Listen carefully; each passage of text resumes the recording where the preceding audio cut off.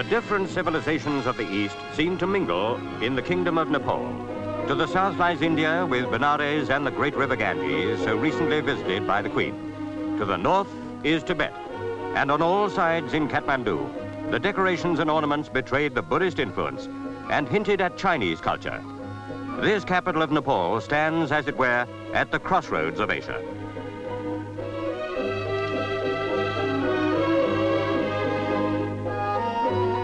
Refugees from Tibet can almost feel at home in Kathmandu. They can practice their religion openly, for in Nepal, the Buddhist faith exists side by side with Hinduism and often a mixture of both. But now, Western influence and Nepal's long connection with Britain were in evidence. King Mahendra, ruler of Nepal, was the royal host.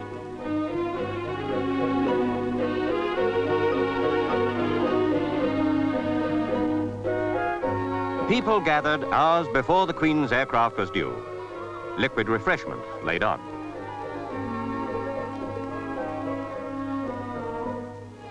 At the airport were the youthful King Mahendra and Queen Ratna.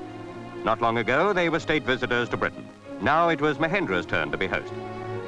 He and his entourage were in full uniform to do the royal honors.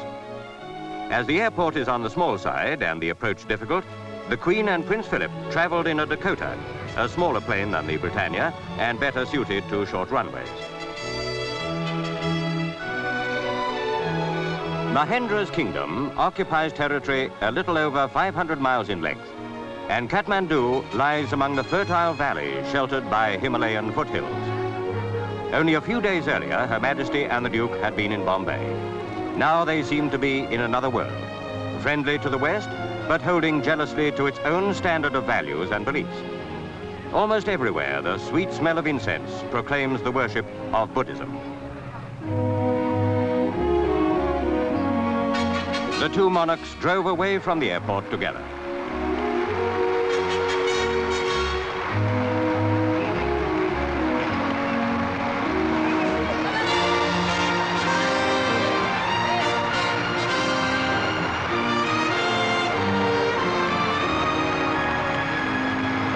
Prince Philip was accompanied by Queen Ratna.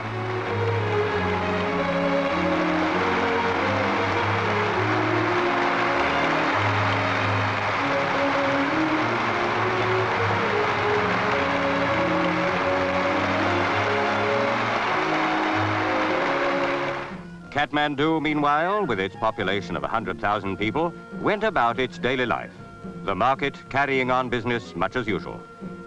Nepal is a self-supporting country, necessarily so, for communication with the rest of the world is difficult. In fact, not so long ago, it was a dangerous adventure to travel far. Now, a tiger shoot had been organized by King Mahendra for his guests. Quite an army of 327 elephants had been mobilized for the purpose, and to shoot not tiger but film, Pathé cameraman Cedric Baines took to the howdah. Cordoned by a sort of wall of white canvas was the area into which a tiger had been driven by beaters. Tigers have never seen canvas before, and so make no attempt to break out of the compound. Towards the set, as it's called, the Queen and her party were taken on saddled elephants before the serious business of the hunt began. Then, when all was ready, they transferred to howdahs.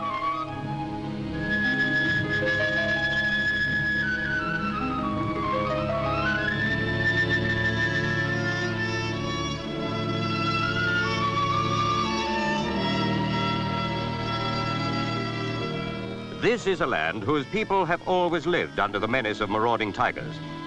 The technique of hunting them, to keep their numbers within as safe bounds as possible, was perfected long ago.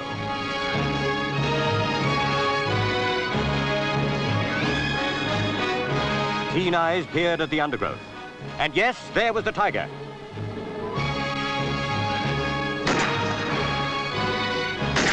As the Duke had a whitlow on his trigger finger, the tiger was not royally slain. Nor was it even shot by the Foreign Secretary, who had an off day. However, Rear Admiral Bonham Carter and Sir Michael Ardeen between them put an end to the beast. The tigress measured 8'8".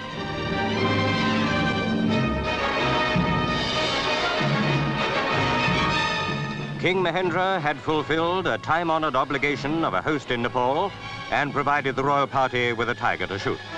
But there was more hunting to come. The next prey was a rhino.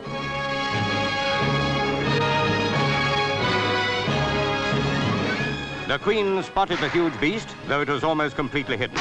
The gun saw it too, and that was the end of another animal.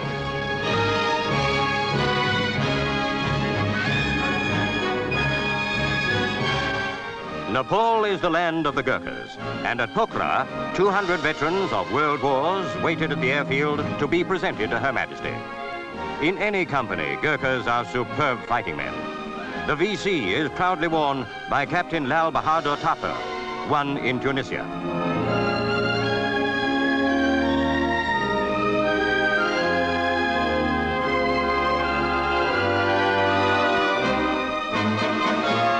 One of the senior warriors displayed a First World War discharge paper, bearing the photograph of George V, the Queen's grandfather. Great Britain can never adequately acknowledge her debt to the valiant Gurkhas. It was, unfortunately, now time for Her Majesty to bid goodbye to Nepal. With a host of most pleasant memories, she and the Duke left the romantic kingdom of King Mahendra.